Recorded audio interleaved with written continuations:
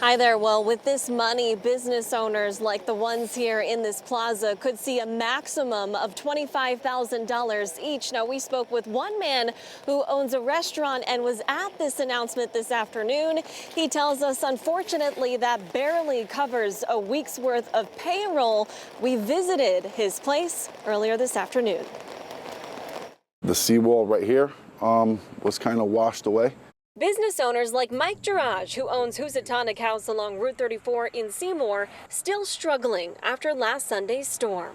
It's been like 1/10 of the business that we had. And this is peak season. You know, everybody comes out, school is out, everybody comes out during this time, nice weather.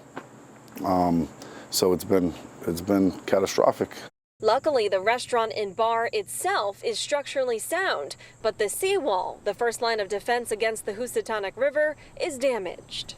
Truss cracks over here alongside the stucco, and then this part of it kind of sunk down. But the big bust to business is this: major gaping holes along Route 34, causing closures, blocking customers from coming through.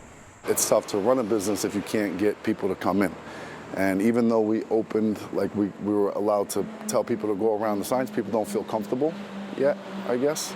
Even though the town has allowed Garage to put these signs up near the Seymour side of 34, he says those heading south from Newtown or Oxford face more than an hour of detours. They're projecting 10 to 12 months until the dam is kind of going to be accessible. And I didn't realize how much of my business was actually that way until the blockage. For now, Garage says the town is doing what it can to help out, and he's hoping to keep his family's passion project up and running. But if things don't change soon, he says it'll get harder to keep up with the payroll for a place not seeing nearly as many people as it needs to survive. It's disastrous, you know. It hurt a lot of people. Actually, one of the people that passed away was one of our customers. So our condolences to the family, you know. Here I am complaining about a business, but, you know, it could be a lot worse.